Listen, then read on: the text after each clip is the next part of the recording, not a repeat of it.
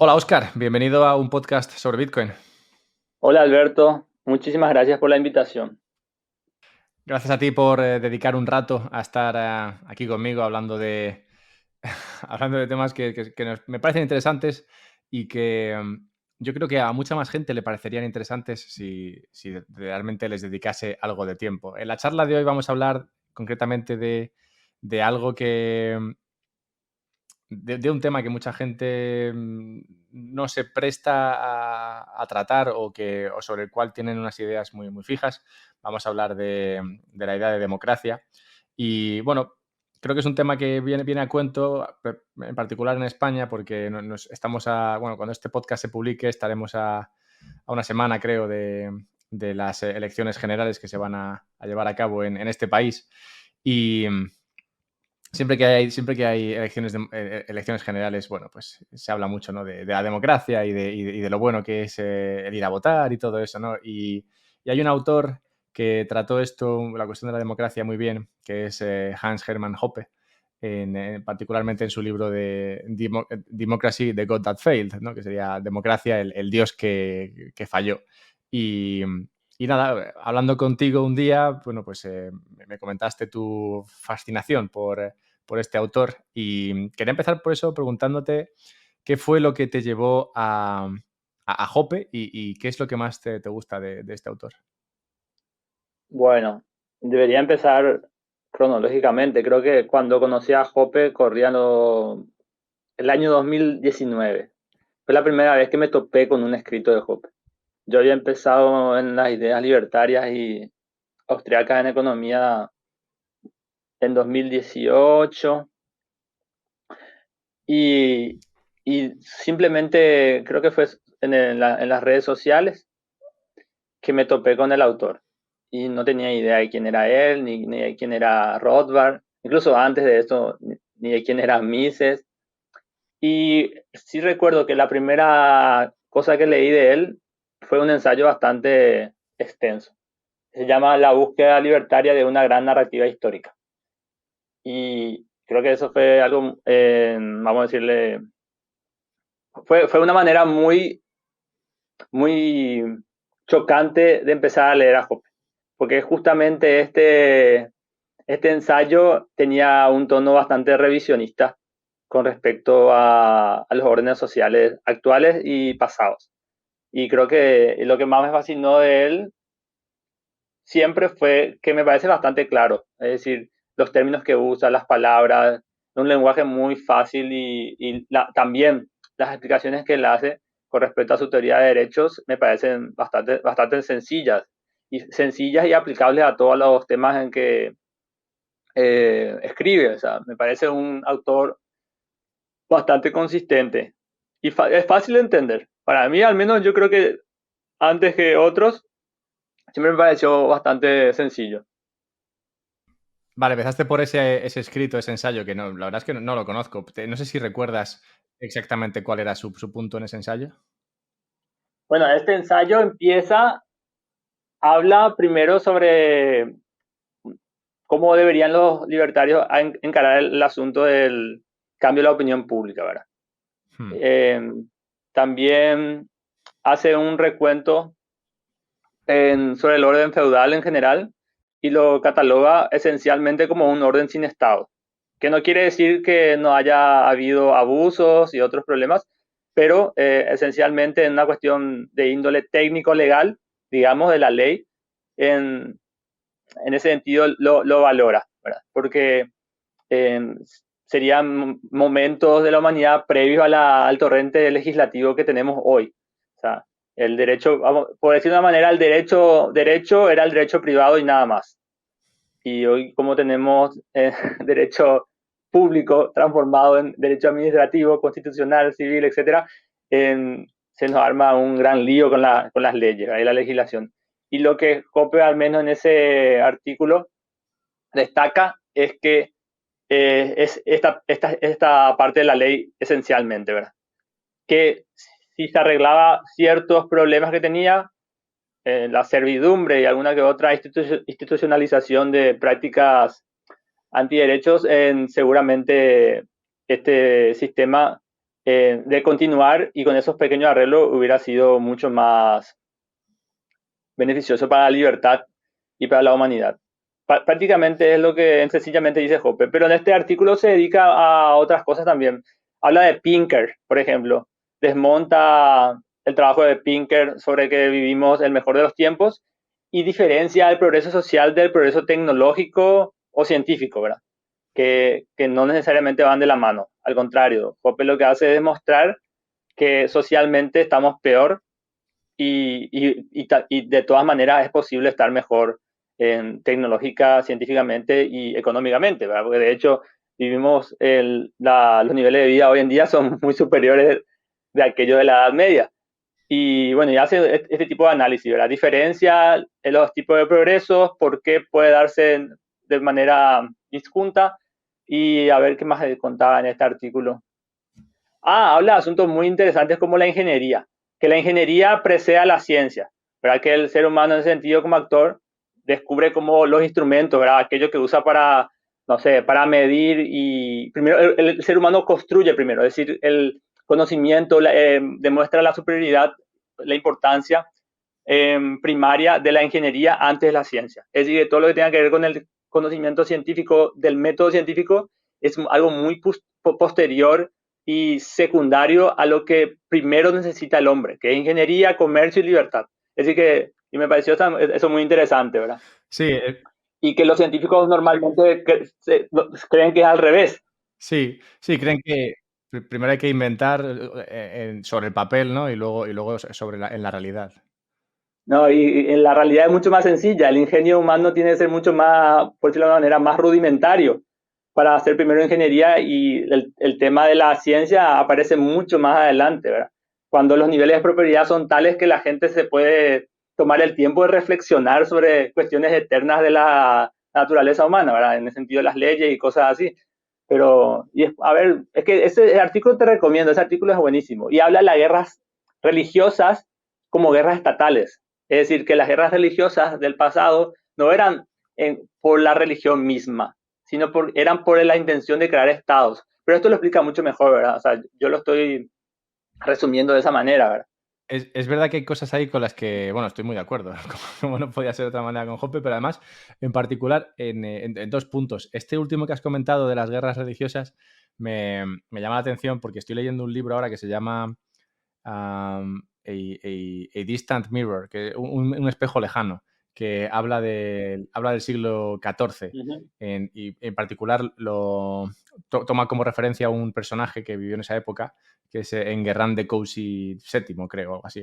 Y esta es una época interesante porque hay muchas cruzadas, se crean muchas cruzadas que van a, bueno, pues ya sabes, ejércitos de cristianos que van a Oriente y, y en gran parte la motivación detrás de estas cruzadas no es tanto el tema religioso, sino en el particular en el caso de ese siglo XIV, el quitarse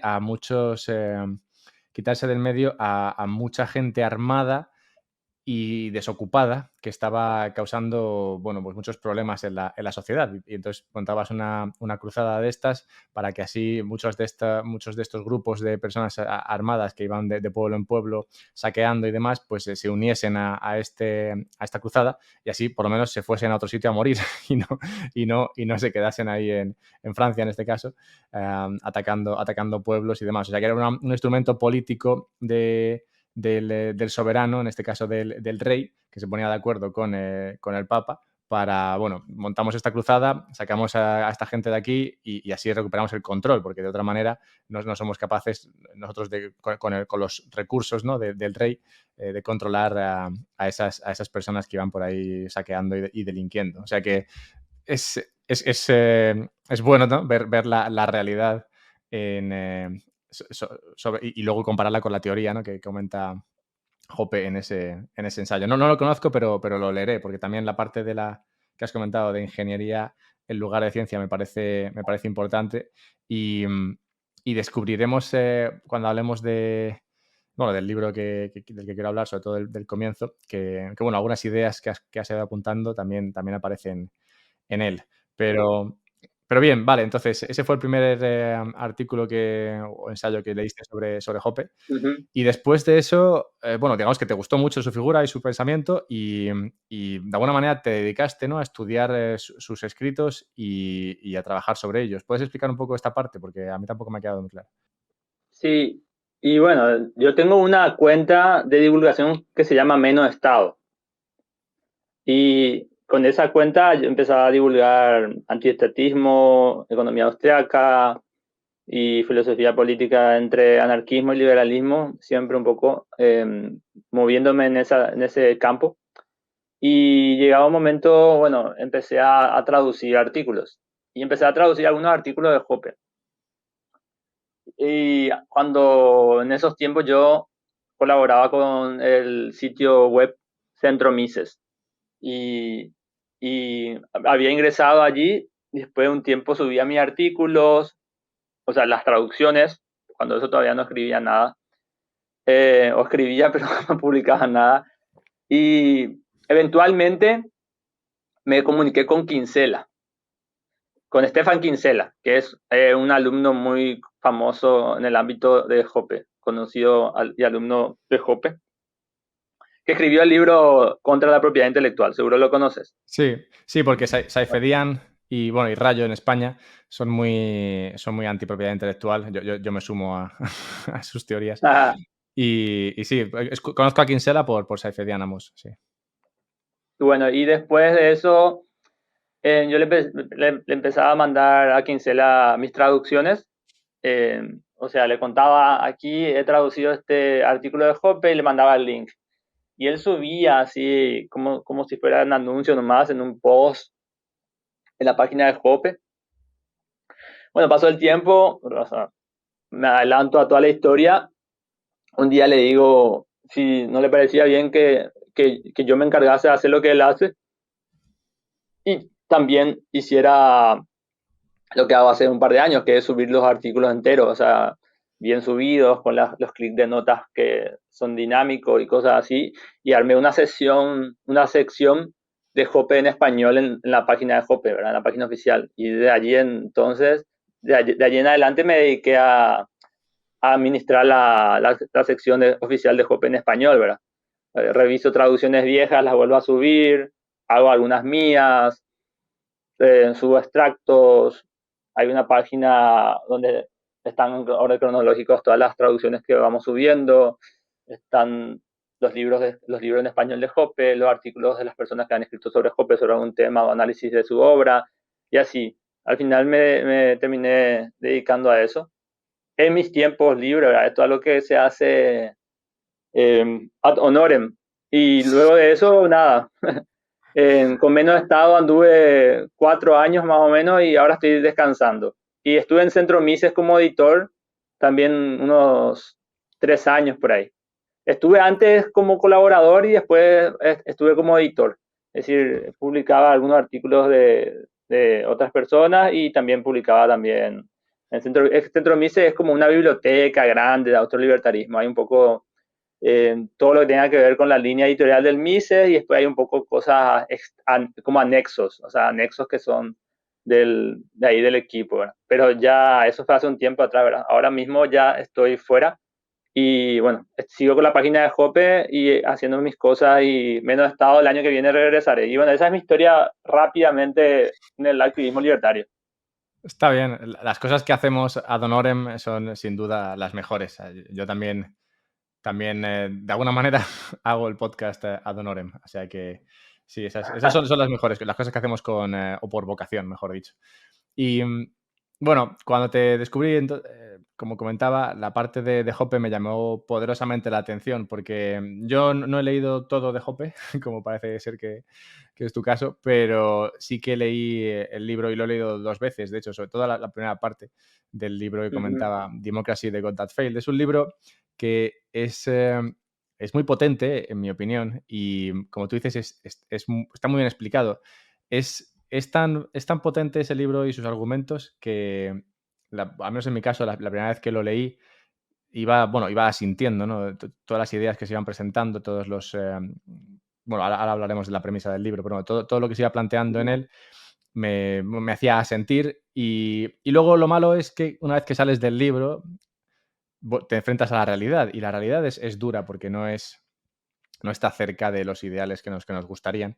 Y digamos que son ideas que poco a poco, bueno, pues fueron desvaneciéndose lentamente, ¿no?, en mi cabeza. Pero entonces vuelves a leer el libro y de nuevo vuelves a sentir, oye, esto realmente es importante, a esto hay que dedicarle esfuerzo. Es un gran libro, y me parece que también no solamente la manera en la que lo explica, sino la, la parte que tiene de motivación, llamaría, ¿no? Me parece también muy, muy buena, porque es que es capaz de plantearte una meta, un objetivo que parece a todas luces loable, y decirte, oye, realmente si no estás dedicando esfuerzos a esto, no sé a qué estás dedicando tu tiempo y tu vida. Realmente deberías estar, o sea, si no hay una meta o no hay un objetivo en la vida que sea más productivo que tratar de quitarle poder al Estado. Entonces, bueno, esa es mi experiencia con el libro. Si quieres, tú me puedes explicar un poco qué sentiste tú con este libro, pero también al tiempo, si te parece, podemos empezar a entrar en la premisa del libro. Yo creo que, desde el punto de vista ideológico, más allá de la teoría económica, es el libro más importante de Hoppe. En cuanto a despertar, vamos a decirle, las emociones, vamos a decirle, como decirle las emociones racionales del hombre contra la injusticia, contra el poder, ¿verdad? Porque Hoppe sí trata ahí, vamos a decirle que en términos teóricos es un libro sencillo de Hoppe comparado a una teoría del socialismo y del capitalismo. Sin embargo, este es políticamente más desafiante, ¿verdad? Y también en un asunto, vamos a decirle, es más amplio en cuanto al análisis cultural y sociológico que hace. Y a ver, lo que más, bueno, yo creo que lo más nuevo del libro es su teoría comparativa de los gobiernos, ¿verdad? De titularidad pública o privada. Yo creo que eso es lo más importante de este libro. Es decir, que vamos a decirle que es lo más nuevo. De hecho, yo no sé si sabías, pero este libro es una recolección de ensayos anteriores. Ah, no lo sabía. No, este libro, de hecho, por eso es muy repetitivo. Si te Sí, das tiene cuenta, sentido. Ahora tiene sentido. no, es demasiado repetitivo, diría yo. Y es lo que pasa que es una colección de ensayos. Por ejemplo, el ensayo el primer capítulo, yo no sé si me preguntaste algo más y yo me estoy yendo a las ramas. Está ¿Me bien, luego preguntaste algo seguimos. más? Ok, bueno, lo que sí que el primer ensayo, el primer capítulo es un ensayo de 1994, más o menos. Y, por ejemplo, el capítulo 11 es un ensayo que presentó en la Montpellerin en 1997. Y el artículo sobre la inmigración eh, es, creo que de 1998. O sea, si vos revisás la literatura de Hoppe, te vas a encontrar que varios son papers anteriores o discursos que él bueno, los volvió a revisar todos, ¿verdad? Los extendió, están extendidos la mayoría que yo sepa, y los publicó en libro, pero es muy repetitivo justamente porque cada uno de los capítulos está hecho para poder haber sido leído de manera eh, única, es decir, lo podía haber leído como por separado todos. Sin embargo, el libro Una teoría del socialismo y el capitalismo es sistemático, o sea, vos necesitas leer los primeros capítulos para ir entendiendo todo el resto del libro. Este libro puedes leer los capítulos por separado y no tenés ningún problema en entender los mismos, o sea, te explica lo más importante con respecto a la teoría de la democracia y la monarquía en cada uno de los artículos prácticamente. Sí, tiene sentido porque es verdad lo que tú dices, que hay partes que se repiten, ¿no? De hecho, por eso te comentaba el centrarnos en los primeros 2, 3 capítulos, porque bueno, son muy potentes para mí a la hora de explicar el problema y las soluciones.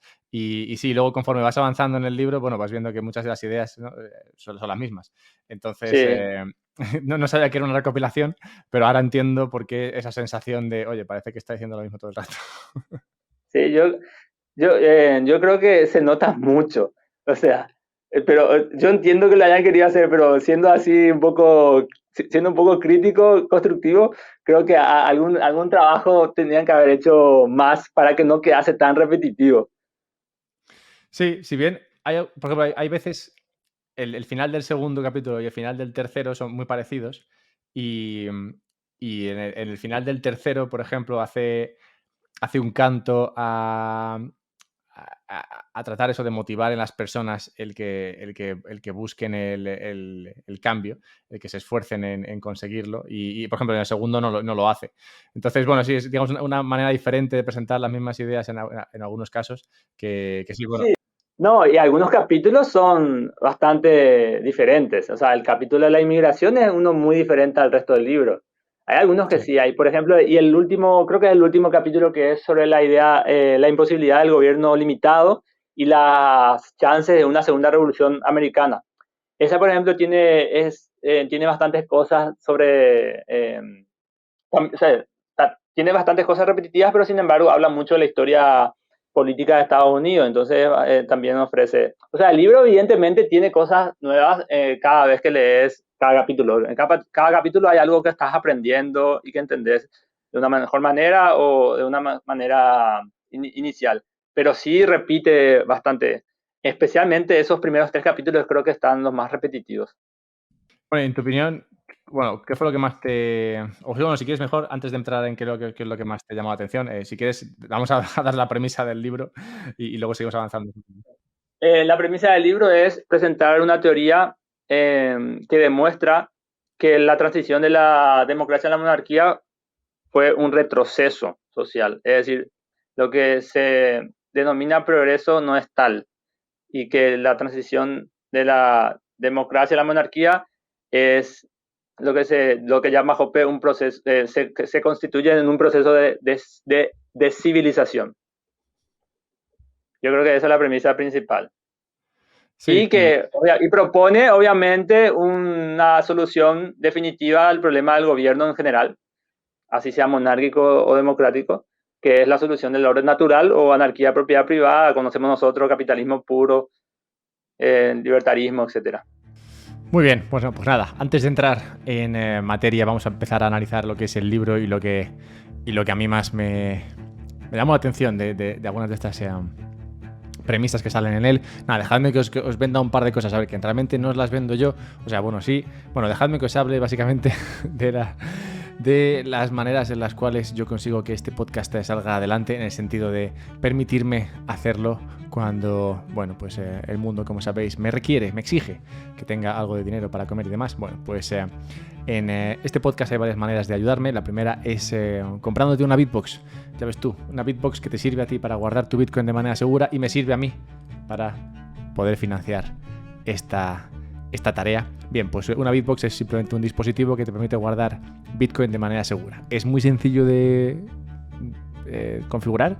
En un momento tienes eso montado, tienes tu semilla a salvo, puedes meterle todas las pijadas que quieras, internas y externas. Pues no solamente puedes ponerle un passphrase, crear varios dispositivos conectados y demás, sino que también lo que puedes hacer es comprarte una bolsa de estas que te permite saber si alguien la ha abierto o no la ha abierto y así tener eso controlado. Puedes también comprarte una placa de esas donde guardar tu semilla grabada en metal para que venga viento o marea o fuego, pues tu semilla no se pierda. Bueno, pijadas externas y pijadas, como digo, internas para que tú tengas la soberanía sobre tu Bitcoin controlada. Por eso recomiendo una Bitbox, por eso y porque, como digo, son patrocinadores del canal. Otro patrocinador del canal, aunque bueno, ahora mismo no lo es porque no puedes descargarte su aplicación, pero aún así me gusta, es Relay, por si tienes Android o por si aún puedes descargar, o sea, aún puedes usar esta aplicación en tu iPhone. Relay te permite comprar Bitcoin de manera sencilla y es especialmente interesante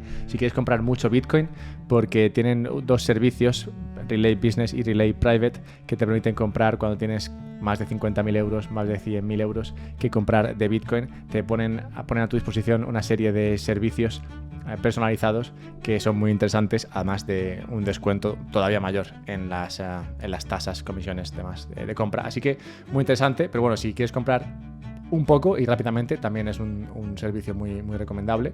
Otro que también es muy recomendable, interesante porque es peer-to-peer, no tiene nada de KYC, es Pitch, y me está gustando mucho Pitch. Dentro de poco compartiré un tutorial sobre cómo usarlo, pero bueno, si no lo conoces, pues está muy bien, así que échale un vistazo Y nada, habiendo dicho eso, otra manera de ayudarme y ayudarte es escuchando podcasts como este y como otros que te puedan gustar en la aplicación de Fountain.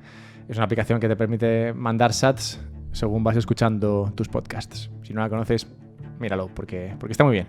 Y nada, vamos a hablar con Oscar del libro Democracy, a God That Failed. Sí, si quieres, podemos empezar hablando de los problemas que Hoppe ve en la democracia y luego podemos entrar en cómo es que a mí esa parte me parece genial, la parte en la que la democracia se presenta como una solución y al revés, trae luego más problemas de los que pretendía solucionar. Sí, yo creo que más pertinente aún es hablar bueno, el primer capítulo trata sobre la preferencia temporal y las formas de gobierno, ¿verdad? Y yo creo que es muy importante hablar de la preferencia temporal primero, ¿verdad? O sea, porque a partir de ese análisis del fenómeno de la preferencia temporal es que Hoppe después lo mezcla con el resto de la teoría económica para poder analizar económicamente la democracia, ¿verdad? Y éticamente también, ¿verdad? No sé, el fenómeno de preferencia temporal, o para explicarlo sencillamente, todos nosotros actuamos, ¿verdad? Actuamos y manifestamos nuestra preferencia por más bienes que por menos. Es decir, la preferencia temporal en el sentido relaciona el tiempo y la satisfacción del actor. Como el tiempo es invariablemente escaso, el actor tiene en cuenta justamente cuánto tiempo le va a llevar en conseguir su objetivo, ¿verdad? Y también valora distintamente periodos iguales de satisfacción según cuán lejanos estén del momento de su acción, ¿verdad? Y la preferencia temporal en este sentido es este fenómeno que relaciona el tiempo y la satisfacción, ¿verdad? Restringe por ende, porque relaciona el tiempo y la satisfacción, y cuánto podemos renunciar a la satisfacción. La preferencia temporal restringe el ahorro y la inversión, ¿verdad? Y es individual porque varía de una persona a otra, es situacional porque varía de un momento a otra y puede estar sujeta a influencias externas y es siempre positiva. La preferencia temporal es la preferencia de los bienes presentes en relación a los bienes futuros, ¿verdad? Y esta relación, ¿cuánto cambia? Bueno, puede variar de persona a persona y de situación a situación. Siempre positiva porque nunca puede llegar a cero. O sea, porque u otro ejemplo, si fuera infinitamente positiva en el sentido que fuera infinitamente alta, el hombre tendría una vida completamente destinada a la gratificación inmediata, ¿verdad? Como un animal con sus propias manos desnudas, todo el tiempo tendría que buscar la satisfacción y jamás podría pensar en nada como el ahorro y cosas así, pero eso no es realmente natural. La preferencia temporal del hombre está evidentemente, tiene grados de influencia y tiene desarrollos, ¿verdad? Y no sé, la preferencia temporal, por ejemplo, que también usa mucho Hoppe en este análisis, es para hablar del tipo de interés. Eso también te puede interesar más, ¿verdad? Con respecto al dinero. Y allí, por ejemplo, bueno, el tipo de interés sería el reflejo del agregado de las preferencias temporales individuales, ¿verdad? Como refleja la tasa social de preferencia temporal, ¿verdad?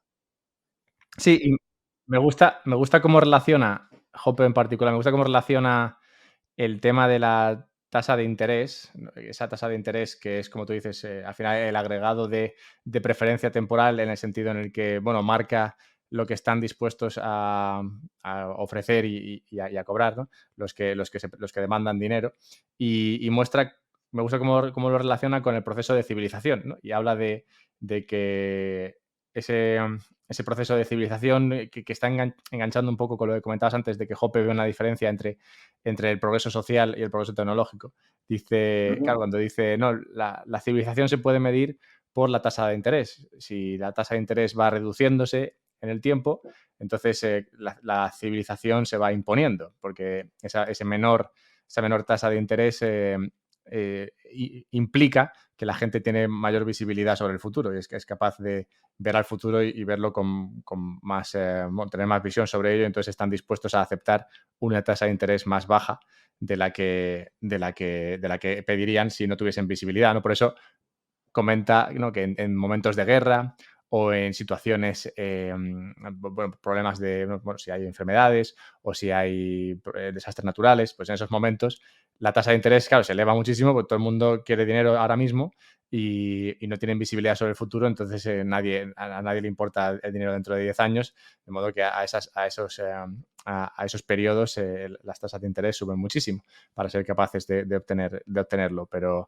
claro, en lo general o en el proceso, en los últimos 20 siglos, sí que se ve cómo esas tasas de interés, ¿no?, se van reduciendo y por eso la civilización va avanzando. Proceso que, bueno, luego, como veremos, pues se trunca. Pero, pero sí, me gusta cómo lo relaciona con la idea de civilización.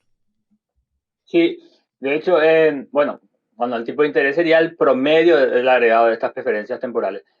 Pero además de eso, justo hablaste del proceso de civilización, ¿verdad? Yo te debería explicar en qué consiste eso. O sea, Hoppe dice que el proceso de civilización se da siempre y cuando, por ejemplo, o sea, en un marco de respeto de derechos, es decir, que cada uno es dueño de su cuerpo, dueño de lo que se apropia por primera vez y que no tenía dueño antes, de lo que produce mientras no dañe a otro produciendo, etcétera. Bueno, mientras esto sucede y mientras la gente coopera o se copia entre sí, y mientras la gente, de hecho, se retroalimenta en esta tendencia, se produce una tendencia sistemática a la baja de la preferencia temporal. Y es este ambiente en que las preferencias temporales van bajando, en que las estructuras productivas se van expandiendo, el ahorro va aumentando, la inversión va aumentando, el conocimiento va mejorando con respecto al éxito de las personas en sus empresas individuales. Es este proceso al que Hopper llama proceso civilizatorio. Y luego él va a presentar el asunto del gobierno y del crimen que tienen relación con esto, pero de manera contraria. Pero antes de eso, yo creo que también es importante decir que hay factores que pueden influir la preferencia temporal. O sea, no es que la preferencia temporal es tan sencillo como eso. O sea, incluso se pueden hablar de factores externos. Hoppe también habla de factores biológicos, psicológicos y sociales. Por último estarán los factores institucionales que creo que hay que hablar después. Y los factores que influyen en la preferencia temporal, por ejemplo, los externos serían aquellos que no podemos controlar, pero que el actor pueda hacer algo al respecto siempre y cuando puedan ser previstos y en la medida que sean previstos. Por ejemplo, si va a haber un huracán, o sea, si yo sé que, bueno, el pronóstico dice que tendremos un huracán de aquí a un mes y yo tengo no sé, tengo una plantación de algo en algún lugar donde va a estar afectado eso, bueno, yo puedo prever eso, puedo llevar acciones a cabo. Entonces eso puede influir mi preferencia temporal efectiva con respecto a ese evento. Sin embargo, si es que se avecina el fin del mundo, la preferencia temporal de las personas va a aumentar. ¿Por qué? Porque sin importar qué puedan hacer ahora, no van a poder mitigar los efectos catastróficos del fin del mundo. Entonces va a aumentar bastante y se va a permanecer así. Sin embargo, en una inundación, por ejemplo, se espera que la inundación pase y que el impedimento que había para seguir provisionándose de recursos cese. Y cuando eso cese, la preferencia temporal que había bajado, porque la gente había acumulado cosas para poder, había ahorrado, había acumulado para poder pasar esos días de la inundación, la preferencia temporal volverá a subir una vez que la inundación pase, porque la utilidad marginal de los bienes presentes volverá a bajar. Entonces, yo creo que no sé si, creo que me confundí, porque acá, pues está hablando de inundación, claro, volverá a subir porque ya no, A reducirse. no habrá ese apuro de tener que acumular cosas para poder pasar esos malos días. Entonces volverá a subir, está bien. Y después están los factores biológicos, ¿verdad? Que también se pueden llamar factores internos. Más allá de que, por ejemplo, los factores biológicos pueden tener con relación a nuestro cuerpo, ¿verdad? Nosotros tenemos cierto control sobre lo que pasa con nuestros cuerpos, ¿verdad? En algún sentido, ¿verdad? Llevar una vida sana, una buena alimentación, hacer deporte. Sin embargo, no podemos controlar la vejez. Es decir, envejecemos de todas maneras. O sea, incluso podemos encontrarnos con sorpresas durante nuestra vida, ¿verdad? También tenemos la capacidad de procreación. Es decir, en ese sentido, Hoppe habla, por ejemplo, de los niños, ¿verdad? Que los niños, como están en un desarrollo cognitivo tan incipiente, tienen la preferencia temporal muy alta, ¿verdad? Entonces, ellos no pueden concebir una vida a largo plazo. O sea, entonces le cuesta concebir también los métodos indirectos de producción. O sea, normalmente no pueden. Y ahí podemos hablar de los factores sociales, ¿verdad? La educación que tengan estos niños. O sea, cuanto antes los padres les enseñen cuestiones sobre el ahorro, la previsión, es mucho más probable que estos niños empiecen mucho más antes a desarrollar comportamientos adultos, ¿verdad? Y los factores biológicos, la capacidad de procreación, ¿verdad? ¿Por cuánto tiempo un hombre puede procrear? ¿Por cuánto tiempo una mujer puede embarazarse? O la esperanza de vida. Normalmente, cuando llegamos a la vejez, nuestra preferencia temporal vuelve a subir, porque la utilidad marginal de los bienes futuros vuelve a bajar. Sin embargo, y lo que tiene la procreación es que puede suspender, o sea, dependiendo obviamente también de factores psicológicos de cada uno, nosotros podemos suspender la baja de nuestra preferencia temporal y mantenerlo en una especie de plenitud que nos permita seguir proveyéndonos de cosas porque queremos heredar, por ejemplo, ¿verdad? Y yo creo que eso también es importante mencionar porque son cuestiones que Hoppe después va a desarrollar con las preferencias temporales altas con respecto a cómo van desintegrando estos valores familiares, por decirlo de una manera. Y después están los factores psicológicos, ¿verdad? Un punto que quería hacer sobre el tema de la familia, sí, que me pareció también muy interesante eso que has comentado, ¿no? Porque, claro, la preferencia temporal se eleva, ¿no? Cuando llegas bueno, a los últimos años de tu vida, porque claro, las cosas las quieres hoy ya, porque mañana pues probablemente no estés para disfrutarlas. Pero sí, me pareció un apunte muy bueno el de Hoppe ahí, claro, el de decir, bueno, esto es así siempre y cuando no tengas hijos, nietos, por los cuales quieras seguir proveyendo, porque eso lo que te hace es pensar, vale, no voy a disfrutarlo yo, pero lo van a disfrutar ellos. Entonces, mantienes esa preferencia temporal suficientemente baja y no te gastas todo lo que tienes, porque sabes que será alguien el que lo disfrute, no serás tú, pero será alguien que quieres. Y me pareció un punto muy bueno que no había visto en otros sitios. Perdona, seguimos con la parte psicológica. Sí, y por último podemos hablar de los factores psicológicos, ¿verdad? Porque la preferencia temporal, como es una cuestión inherente a la acción humana individual, y como varía de persona a persona y de situación a situación, depende de las valoraciones subjetivas. Es decir, cuánto queremos algo, cuánto estamos dispuestos a renunciar para conseguir algo. Ahí tiene que ver también, o sea, por eso es un fenómeno universal.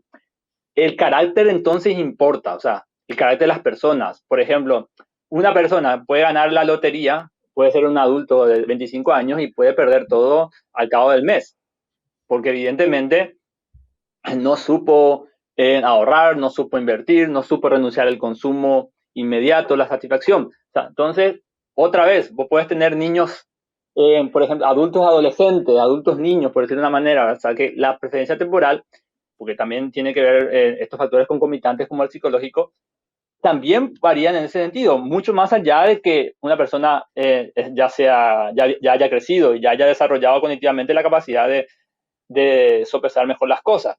Y, por ejemplo, puede ser el caso de los drogadictos, ¿verdad? O los drogadictos que ingresan al crimen por la adicción, los alcohólicos, etc. Y Hoppe acá, en este asunto, cita a un autor que se llama Edward Banfield. Este autor habla, por ejemplo, de la clase baja y la clase alta. Se refiere normalmente al asunto socioeconómico, ¿verdad?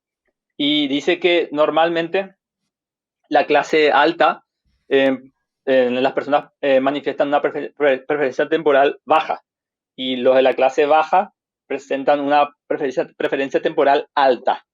Y ahí relaciona que la condición económica de ellos responde a estas preferencias temporales más que los males sociales que se dan más en la población baja, de clase baja, no son a causa de su condición económica baja, sino que son a causa de su preferencia temporal alta. Y ahí da algunos ejemplos, ¿verdad? Ruptura familiar, alcoholismo, uso de drogas, enfermedades de transmisión sexual, y etcétera. Y yo creo que, y también, incluso, y estas son las partes más controversiales de Hoppe, porque tiene esos detalles así que de repente para la gente que no estaba acostumbrada a hablar de estos temas sin sentirse, vamos a decirle, ofendida por alguna cosa, incluso hace mención Hoppe que también podrían, o sea, que no se descartan los factores raciales. Y ahí cita a otro autor. Y allí, bueno, ahí ya no va más allá, ¿verdad? Pero también cita a este como un factor posible. Que sería como pensar que quizás, porque mucho de esto se trata de evidencia empírica, ¿verdad? O sea, porque él usa estudios sociológicos de evidencia empírica. Y de hecho, en algunos otros temas, él, por ejemplo, relata experimentos al respecto. Por ejemplo, hay un momento que relata un experimento en cárceles, o sea, y hace los ejemplos de cómo, increíblemente, reclusos en Estados Unidos, antes de la extensión del estado de bienestar, la seguridad social en Estados Unidos, es decir, creo que era en la década de los 50. Y un experimento se hizo a un grupo de reclusos para poder medir su orientación a largo plazo o corto plazo, ¿verdad? Preferencia temporal. Y el mismo experimento se volvió a realizar un par de décadas después. Increíblemente, los reclusos tenían una orientación a corto plazo todavía más aumentada. Es decir, que se estaba dando evidentemente en la sociedad un fenómeno de tendencia a la alta. Eso hablaremos después, pero bueno, eso quería remarcar más. Es importante entender el fenómeno de la preferencia temporal para explicar luego el efecto, digamos, de pasar a una república democrática o a un sistema democrático, como suele ser lo habitual hoy día. Porque sin es verdad que sin esa concepción es difícil. Y muchas veces en Bitcoin se habla de la preferencia temporal y de la idea de por qué esto es importante desde el punto de vista del ahorro. Pues se habla mucho de que Bitcoin te permite ahorrar en un buen dinero y este es uno de los factores que también ayudan a que la preferencia temporal baje. Pues si tienes la capacidad de ahorrar en un dinero que no se va a devaluar o que se devalúa mucho menos, ¿no?, que otros dineros, te ayuda de nuevo a tener una mayor visibilidad hacia futuro y te permite reducir esa preferencia temporal porque dices, bueno, tengo un dinero ahorrado que mañana me va a permitir comprar tantas o más cosas como las que podría comprar hoy. Entonces, eso te permite reducir esa preferencia por las cosas hoy y aumentarla por las cosas mañana. Entonces, a la cuestión de la preferencia temporal se llega bastante a través de Bitcoin y supongo que también la gente que es que es del oro, por ejemplo, también imagino que tienen una buena intuición acerca de las ideas de preferencia temporal, pero como comentabas, hay otras cosas que hay que tener en cuenta aparte del dinero en sí mismo. Así que si te parece podemos hablar de cómo influye en la democracia, cómo influye en la preferencia temporal el tener un sistema democrático. Bueno, antes de hablar de la democracia y la preferencia temporal, hay que recordar que la democracia es una forma de gobierno. En este caso, Hoppe hace énfasis no solamente en la palabra democracia, sino que hace énfasis en la república democrática. Es decir, en ese sentido, la república refiere a que el aparato gubernamental es público, de titularidad pública. Entonces, antes de eso, creo que es todavía más pertinente, es explicar un análisis previo que hace Hoppe respecto a las formas de gobiernos. Y ya a veces este análisis, o sea, cuando yo he visto gente hablar de este tema o hablar del libro o hablar de las comparaciones entre monarquía y democracia, me parece que suelen olvidar esa parte del análisis de Hoppe que introduce el tema del gobierno y que me parece muy brillante. O sea, y acá quisiera hacer unos puntos, ¿verdad? Por ejemplo, Hoppe habla de actividades criminales como aquellas que son consideradas por la masa como ilegítimas, es decir, o injustas, no solamente por la víctima, sino también incluso posiblemente por los victimarios. Entonces, estas actividades ilegítimas, que pueden ser el crimen, el robo, etcétera, son tales que las personas están facultadas y están legitimadas a defenderse. Es decir, las personas pueden, si son víctimas de un robo, pueden después llevar a cabo acciones para no volver a ser victimizadas. Es decir, pueden demandar gastos de protección, pueden asegurarse.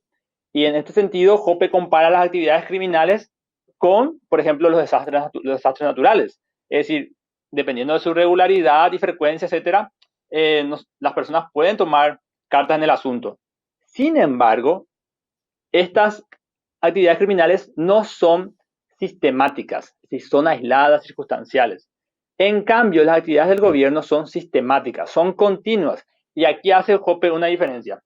El problema es que ambas son violaciones de los derechos de propiedad, es decir, ambas están transfiriendo propiedad o están afectando derechos ajenos. Es decir, ambas, por ejemplo, transfieren propiedad desde, no, perdón, desde productores, apropiadores e intercambiadores legítimos, transfieren a no productores, no apropiadores ni intercambiadores legítimos y regulan el uso de las propiedades de personas que están legitimadas para usar su propiedad como se les plazca sin dañar a otros.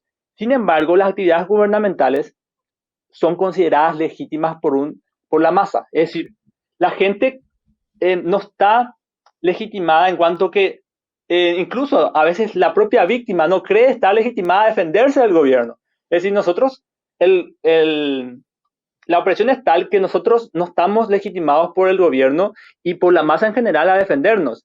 No podemos llevar a cabo no podemos demandar servicio de protección contra el gobierno, porque el mismo gobierno es el que nos está imponiendo su servicio de protección, ¿verdad?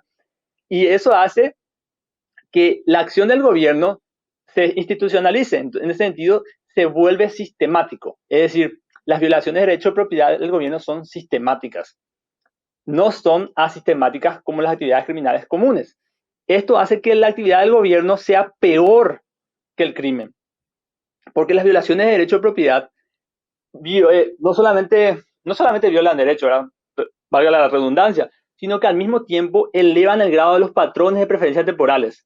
O sea, porque no solamente afectan la oferta de bienes presentes, sino que afectan la oferta de bienes futuros o el rendimiento, el retorno de la inversión esperado baja.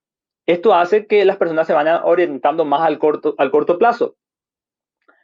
Y si esta institucionalización de la violación de derechos de propiedad es tal, se intensifica de tal manera, se expande de tal manera, puede suceder que la tendencia general a la baja que da inicio al proceso de civilización sea tal que se estanque. Es decir, si las violaciones institucionalizadas del gobierno son tales, esta tendencia, este proceso de civilización se puede estancar e incluso revertir, que es de lo que habla Hoppe. Hoppe incluso sostiene que la monarquía, de hecho, toda forma de gobierno hace esto, es decir, toda forma de gobierno presenta una tendencia contraria a la tendencia a la baja de la preferencia temporal. Es decir, que la monarquía también afecta negativamente el proceso civilizatorio. Sin embargo, lo que sostiene Hoppe y demuestra es que incluso el monarquismo no podía truncar, no podía revertir este proceso civilizatorio. Es decir, la tendencia a la baja a favor del proceso de civilización era mayor que la tendencia contraria que producía la monarquía. Esto cambia y se revierte con la democracia porque justamente se logra esto que estoy diciendo. La institucionalización de las violaciones del derecho de propiedad se intensifica tanto, se expande tanto que la tendencia cambia. De tener una tendencia general a la baja, pasamos a tener una tendencia general a la alza. Y esta es la introducción que Hoppe hace para hablar después de ese proceso de civilizatorio de monarquía a democracia. Sí, y bueno, se puede ver de muchas maneras y realmente lo bonito es que no, o sea, es algo empírico que puedes ver y que puede cada uno tener en su cabeza, porque al final la historia de la humanidad es una en la cual más veces que no hemos estado gobernados bajo sistemas monárquicos o equivalentes, que como plantea Hoppe, no es que fuesen perfectos. Esos gobiernos también planteaban digamos, riesgos o violentamientos a la sociedad que lo que hacían era elevar la preferencia temporal y por eso se veía, si ves un gráfico de los tipos de interés medios que se han ido pagando por la humanidad en los últimos 2000 años, pues vas viendo cómo cómo esos tipos de interés van bajando, pero no van bajando en una línea recta, porque a veces te encuentras, pues, claro, a veces te encuentras pues guerras donde la preferencia sube, te encuentras pues, desastres naturales, te encuentras con un mal rey que hace que la preferencia suba, pero la tendencia es hacia la baja porque, como dices, la civilización se impone a esos, a esa, digamos, fuerza contraria que viene de parte del gobierno, nuevamente monárquico.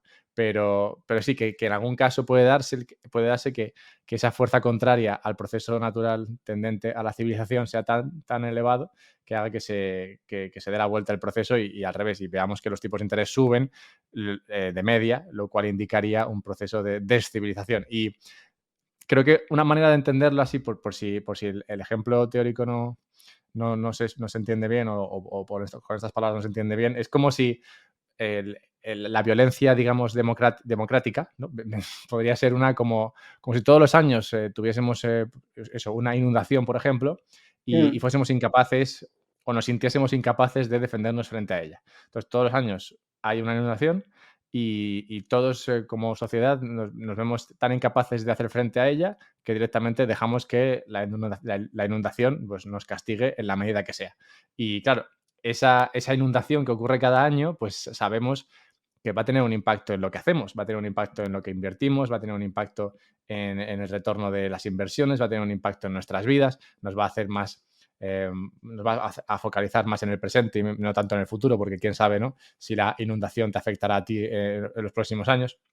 Y yo creo que esto es un poco, ¿no?, lo que pasa con la democracia, que sabes que va a estar ahí y te va a estar castigando cada año. Con el tema de la monarquía, pues, o un proceso o un sistema de gobierno similar, pues sí, está ahí y te va a afectar, pero no está ahí todos los años, no está ahí teniendo ese impacto continuo que te impide o que te reduce, digamos, la visibilidad a futuro.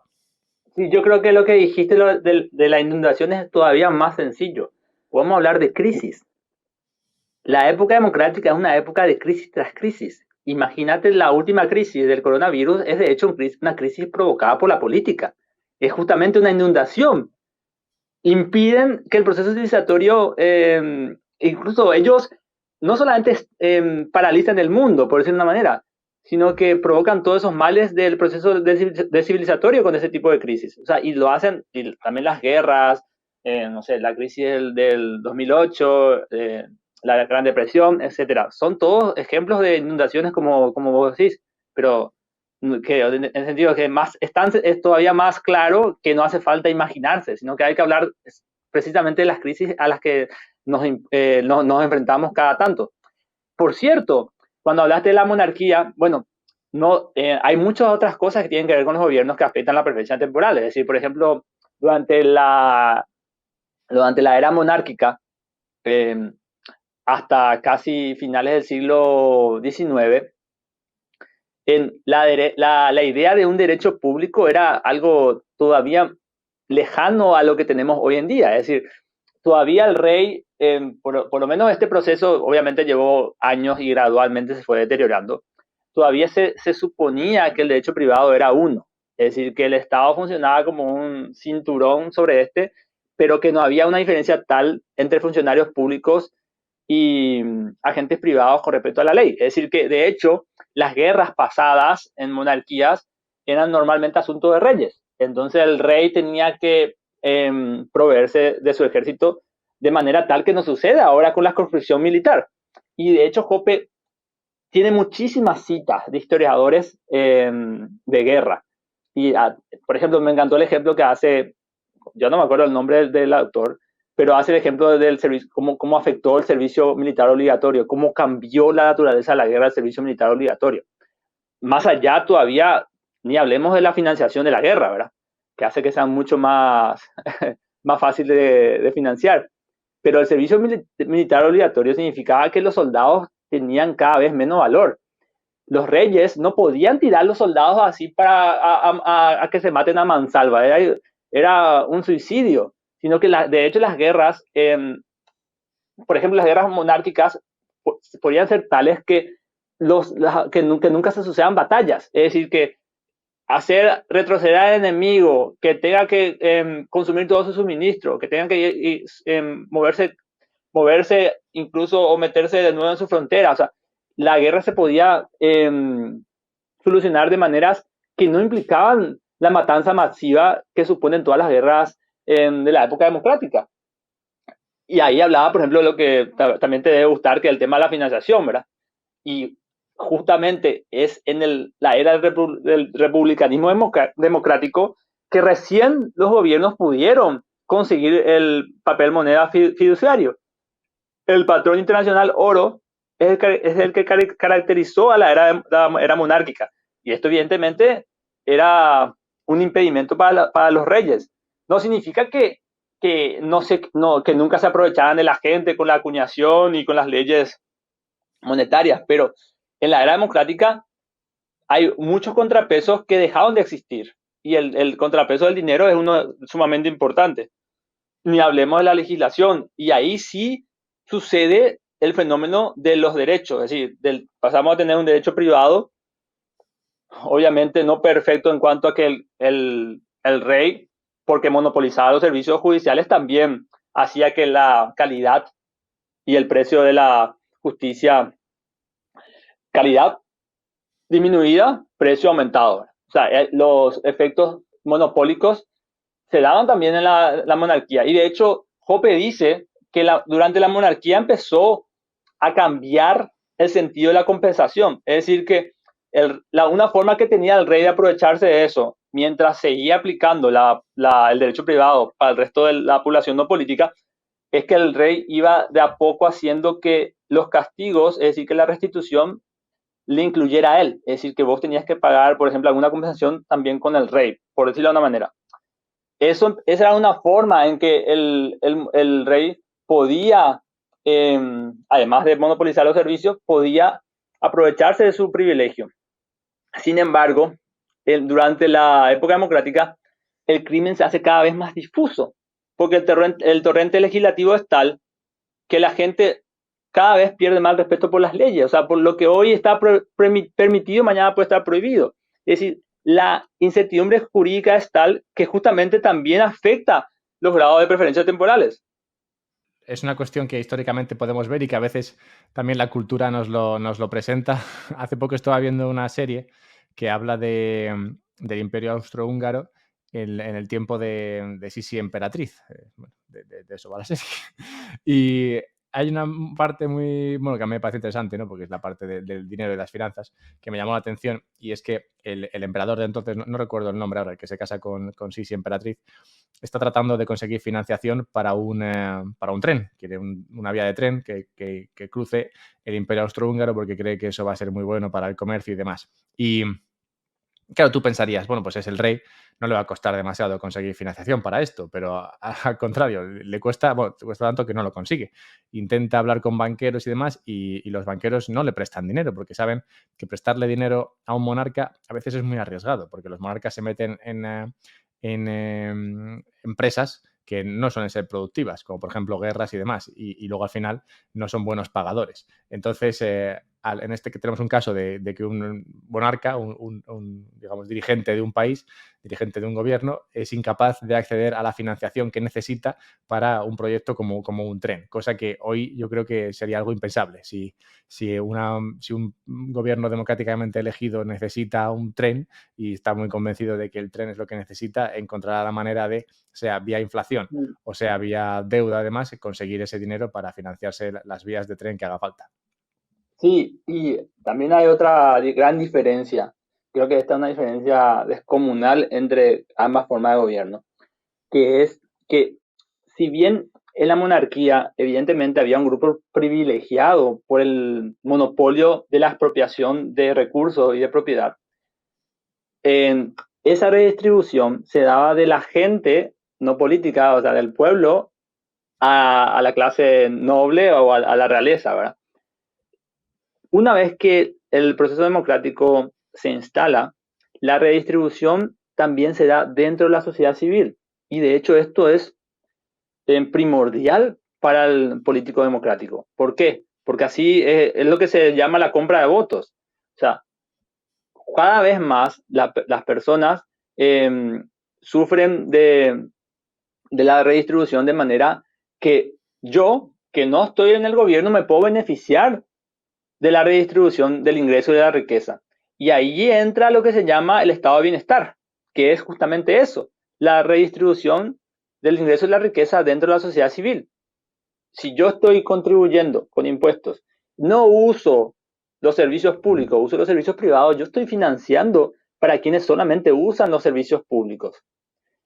Si yo estoy contribuyendo y bueno, y además contribuyendo es una forma de decir, ¿verdad? Contribuciones sería más, de hecho, la palabra contribuyente es horrible.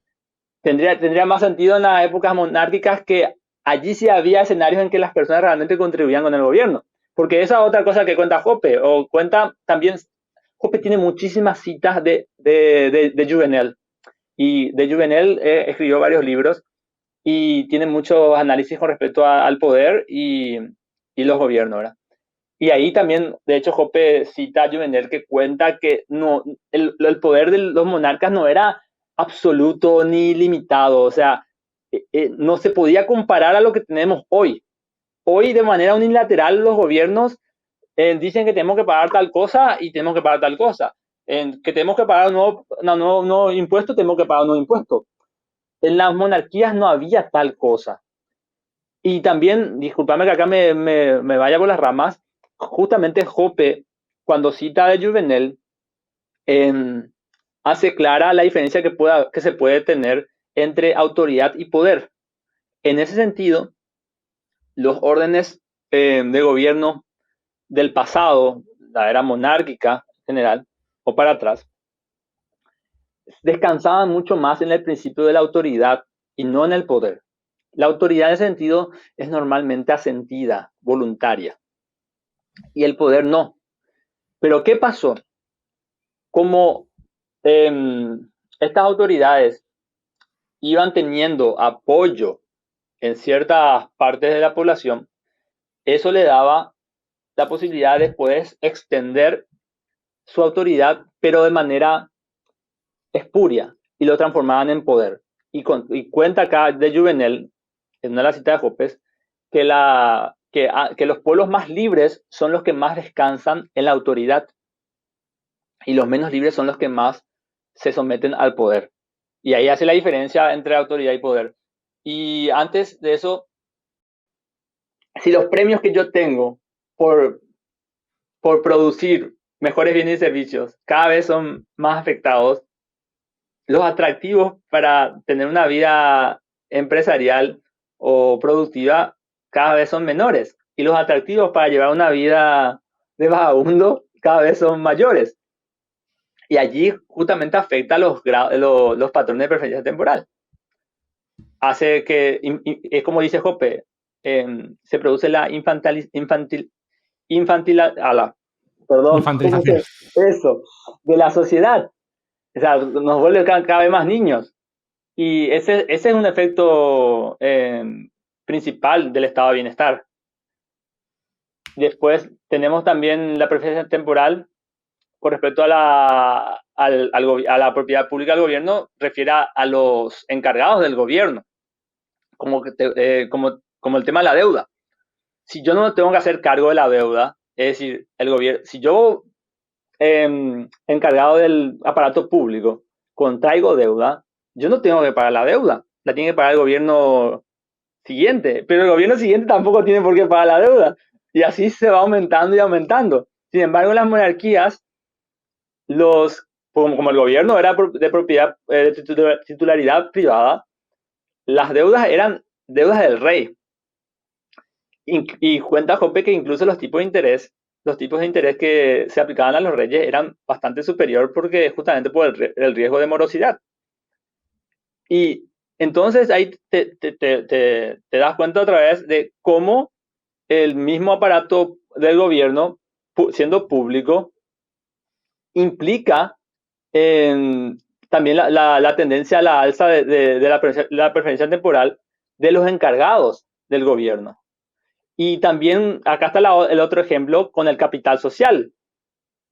Cuando el gobierno era de propiedad privada, eh, el rey estaba interesado no solamente en sus ingresos, sino en el valor de su capital. Es decir, es, es como decir la capitalización del aparato de expropiación.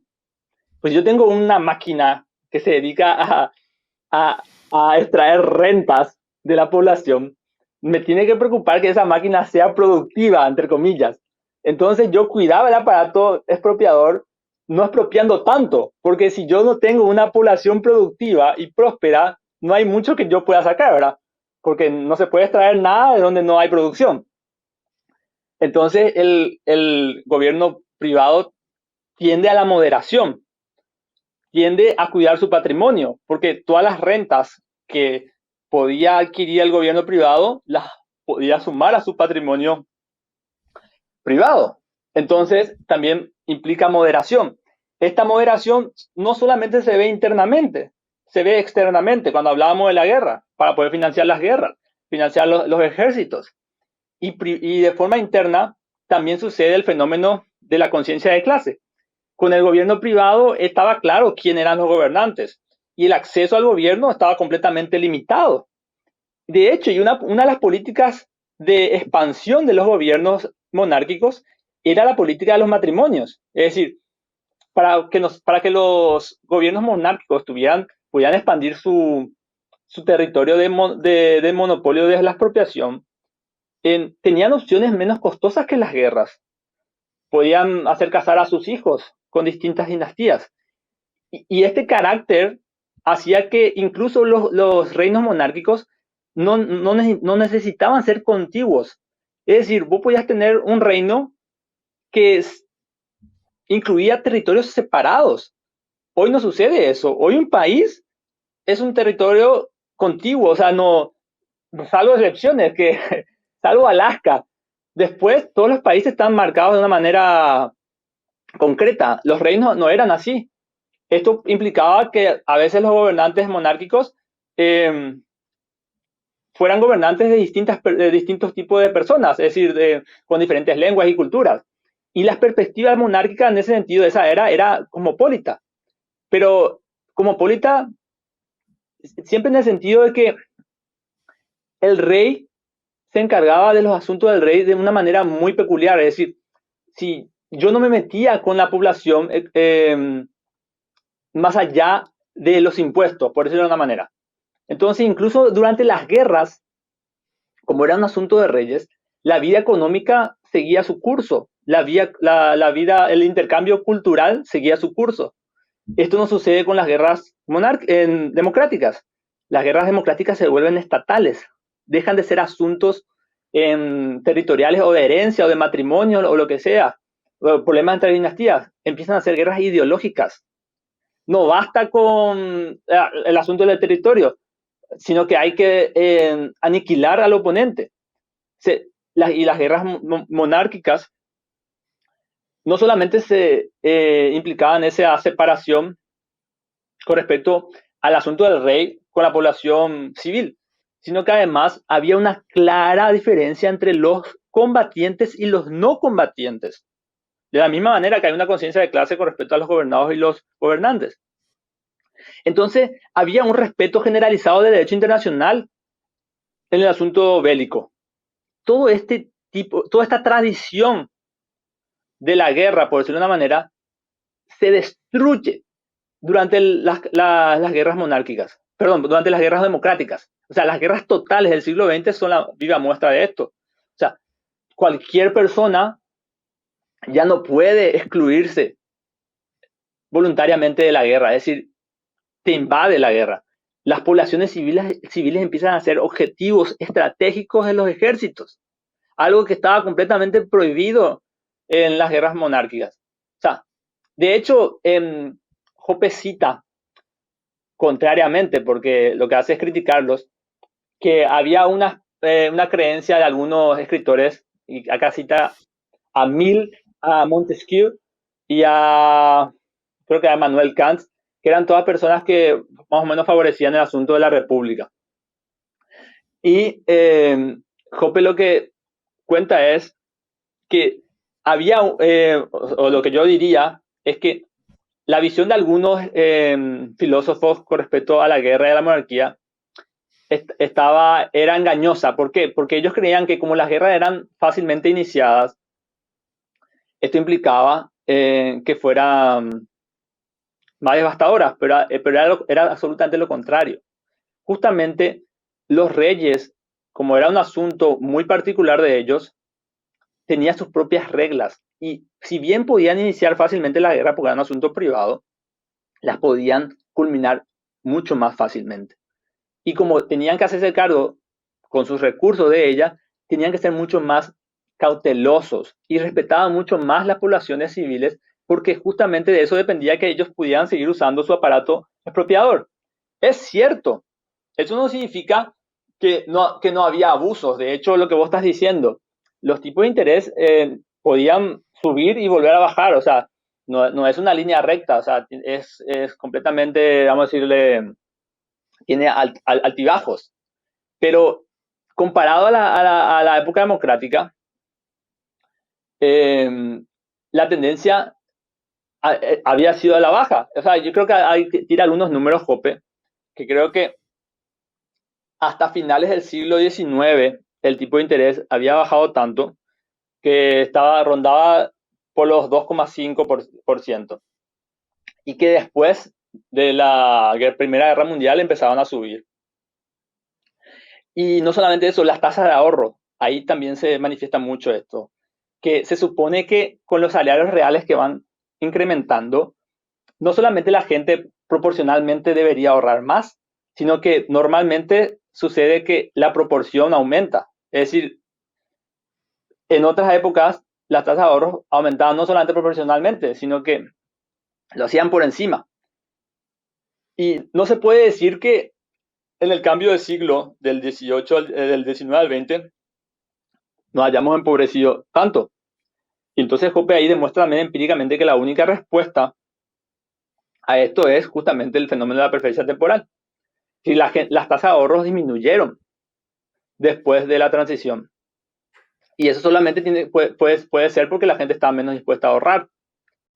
Sí, creo que ahí lo engancha con el tema bueno, lo que consiguieron las democracias que nunca consiguieron lograr las monarquías, ¿no? Que es lo del dinero fiat. Pero que bueno, que creo que viene relacionado por el hecho de que, claro, tú presentas la democracia como que es el gobierno del pueblo y entonces digamos que el pueblo se siente tranquilo porque no le está dando el privilegio de la creación de dinero a una persona en particular, sino que se lo está dando a sí mismo, ¿no? Al menos es su percepción. Y luego lo que te encuentras es eso, que precisamente bajo la democracia, bajo ese supuesto control del pueblo del dinero, es cuando el dinero más se ve abusado. Y como el dinero fiat pues se puede imprimir a unos niveles que los monarcas, bueno, jamás habrían conseguido y, bueno, por mucho que hubiesen soñado. Y, bueno, lo que planteabas antes del tema de la guerra, hay una cosa que me llama la atención en el libro, es una buena anécdota. Y sí, es una en la que cuentan que una persona está viajando de Inglaterra a Francia y no se acuerda o no se entera, no tiene en mente que están en guerra, Inglaterra y Francia. Y entonces se presenta ahí en el barco para embarcar hacia Francia y no tiene pasaporte y aún así pues no pasa nada. Va a Francia y le reciben y tal. Y es lo que tú dices, ¿no? Que al final la guerra entre Francia e Inglaterra en ese momento era una guerra entre pues, el rey de Inglaterra o el rey de Francia y el parlamento monárquico de Inglaterra y no era una cuestión de los ciudadanos. Entonces el ciudadano podía seguir viajando de un sitio a otro y no era visto como el enemigo por el país vecino, por mucho que estuviesen en guerra. Claro. Y, y yo creo que eso también, como decías, lo explica Hoppe en el libro, Kant y compañía decían que esto no sería así, que sería mucho mejor con una democracia, porque las democracias jamás votarían a favor de una guerra, porque claro, las guerras son malas. Pero claramente, si ves la historia de cómo se ha producido esto, pues no se puede decir que en la experiencia podamos decir que este ha sido el caso. Claramente el sistema democrático ha probado multitud de guerras. Vale, Óscar, para cerrar, si quieres, podemos hacer un resumen de cómo el sistema democrático acaba influyendo en las vidas de las personas que supuestamente viene ¿no? a favorecer o ayudar. Y luego lo que plantea Hoppe como solución, que creo que es aspiracional, es bonito y a mí siempre me gusta mucho esa parte. Sí, en última instancia, lo que, más allá de los nombres propios que damos al asunto del gobierno y a las formas, las particularidades de cada forma de gobierno, lo que se ha visto en la era democrática es la profundización absoluta del estatismo.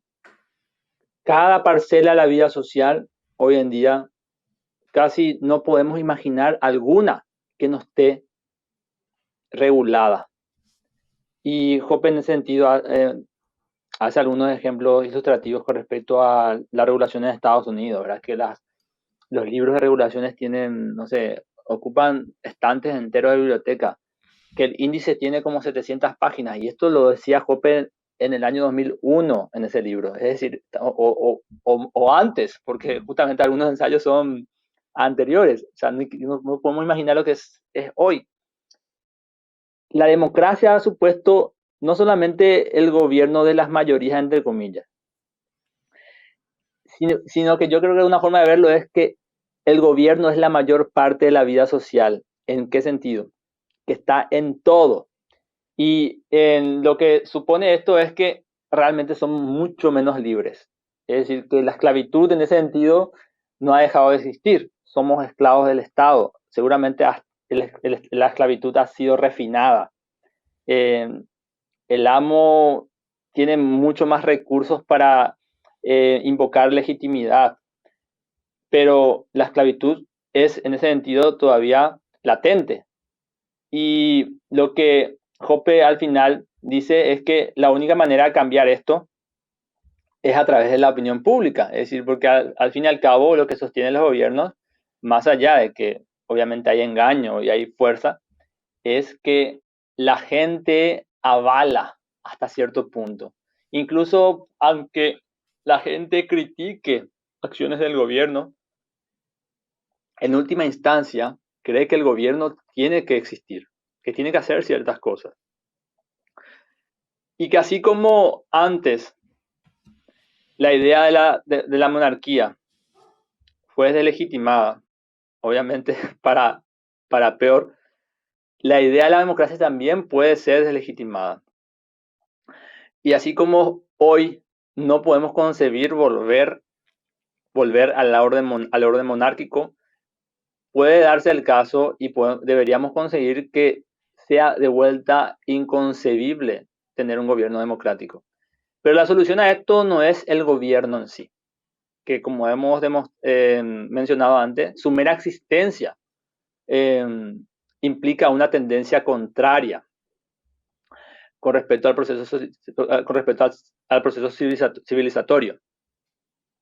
Entonces debemos deslegitimar cuanto sea posible la idea del gobierno y de la democracia en este sentido, porque es una cuestión actual. Y debemos apoyar movimientos secesionistas y de hecho promover el antiestatismo al punto más radical. En este sentido, Hoppe hace también una apelación a mantener las ideas sencillas, es decir, que son esas cosas que despiertan el rechazo de la gente por el gobierno, las más importantes. Entonces, ahí implica hacer referencia a los argumentos morales, o sea, denunciar al gobierno por lo que es un aparato que institucionaliza la injusticia misma. Y entonces Hoppe lo que ofrece en ese sentido es la idea de un orden sin Estado, la idea de un orden natural. Y finaliza, de hecho, por ejemplo, el primer capítulo, y creo que no es el único, dice Hoppe que el origen de la civilización no es el gobierno, sea monárquico o democrático. El origen de la civilización es la defensa y el reconocimiento de los derechos de propiedad, los contratos y la responsabilidad individual. ¿Qué quiere decir eso? Que todas aquellas tareas ideológicas que nosotros emprendamos tienen que estar destinadas a favorecer la idea de los derechos de propiedad, los contratos y la responsabilidad individual. Yo creo que ese sería un mensaje final. Ese es un gran mensaje y me quedo en particular ahora, ¿no? Con el tema de las elecciones en España, que es con lo que iniciaba, me quedo con, bueno, pues con la idea de que realmente no hay un término medio y tampoco se puede concebir que sea el gobierno mismo el que solucione el problema. Hay mucha gente que opina que la única salida es a través del gobierno, pero claramente para mí lo lógico, lo obvio es conseguir lo que se consiguió con la monarquía. El que la gente eso piense que es un sistema arcaico, inútil, digamos, peligroso y que no es lo mejor para organizar una sociedad. Si pudiésemos conseguir que la gente opine eso mismo de la democracia, que realmente viendo los datos no debería costarnos, pues, pues sí, nos iría mucho mejor. Pero bueno, también es verdad que estas cosas a veces dan un poquito de miedo porque dices, la monarquía tenía sus problemas, para solucionarla nos metimos en algo que es peor. ¿Quién sabe si tratando de solucionar la democracia nos metemos en algo todavía peor? Ahora mismo inconcebible, pero seguramente posible. La única manera que eso suceda es que el gobierno siga existiendo y que las bases ideológicas no sean las que deberían ser. Las bases ideológicas tienen que ser claras. Las ideas principales son las ideas de la justicia. Y ahí con respecto a la justicia, la inmensa mayoría de las personas saben qué es lo que está bien y lo que está mal. Es decir, el derecho privado es todavía fácil de entender. Yo creo que siempre que saludo a eso, el camino es más sencillo, pero sin duda complicado para que la gente decida tomar esa valentía. Yo creo que el gran problema de la democracia es que está tan metida en nuestras vidas, o sea, el estatismo está tan metido, que incluso aunque mucha gente sepa cuál es el problema y reconozca, le tiene mucho miedo a la incertidumbre, porque sin duda, si hoy los estados monárquicos colapsaran, nadie te asegura que de eso va a salir un orden social libertario. ¿Por qué? Porque tiene que haber bases sociológicas para que esto suceda. Y de hecho, disculpame que tenga que decir, pero una de las cosas más importantes que Hoppe habla en este libro es hablar de las élites naturales.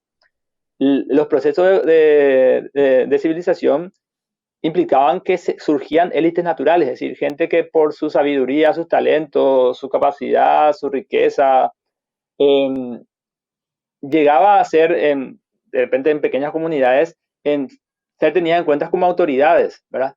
Y este tipo de cosas justamente también fueron erosionadas por la democracia.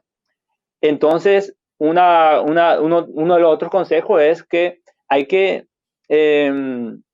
rescatar la idea de ese elitismo bien entendido, ¿verdad? Ese elitismo con respecto a personas de una gran altura moral, porque estas personas, en caso de que colapsaran los estados, serían demasiado importantes, porque la gente sí va a necesitar figuras de líderes, es decir, la autoridad, la jerarquía es una cuestión humana, que de hecho, por eso mismo Hoppe Hoppe sostiene una teoría endógena del Estado, que no implica que no pueda haber reacciones exógenas para nuevos estados. Pero la teoría endógena del Estado significa que sí, en algún momento una autoridad natural se corrompió y, hablando mal y pronto, se hizo el monopolio de la toma de última decisión en una sociedad.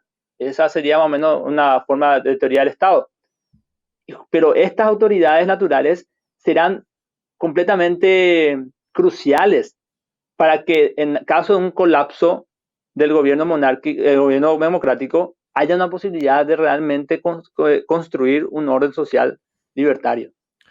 Sí, y la cuestión de la autoridad creo que es la más compleja, porque, por ejemplo, los bitcoiners creo que tenemos muy claro que, bueno, al menos los bitcoiners libertarios, tenemos muy claro que Bitcoin sí que ayuda a atacar la figura del Estado, al menos en el tema de la cuestión del bolsillo, que es importante, al menos quitarle parte de su poder que viene de la confiscación de los recursos, en este caso monetarios.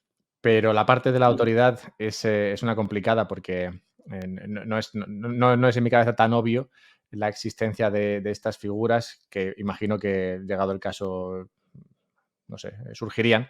Pero sí, ese tema yo creo que podemos tratarlo en otro momento porque es una cuestión importante. Sí, no. Es una cuestión importante y en algún momento espero que sea, que sea esencial. Pero lo dicho, Óscar, tengo que dejarlo aquí. Me ha encantado esto que hemos tratado y espero en el futuro poder hablar de más de estos temas. Yo creo que ahora hemos sentado las bases del problema de la democracia y alternativas posibles. Y yo creo que en el futuro podemos juntarnos otra vez y ver cómo se podría crear esto. Perfecto, muchísimas gracias, Alberto. Ha sido un placer, espero haber cumplido mínimamente las expectativas. Sí, por ese lado, pues está tranquilo. Muchas gracias, Óscar. Un saludo. Chao, chao. Hasta aquí la charla con Óscar.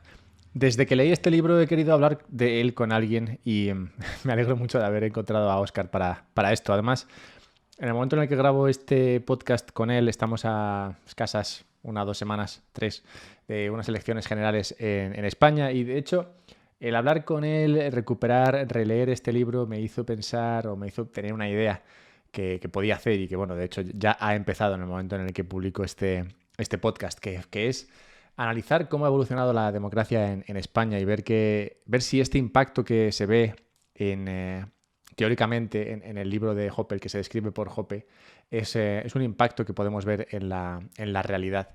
Porque, en mi opinión, esto es así.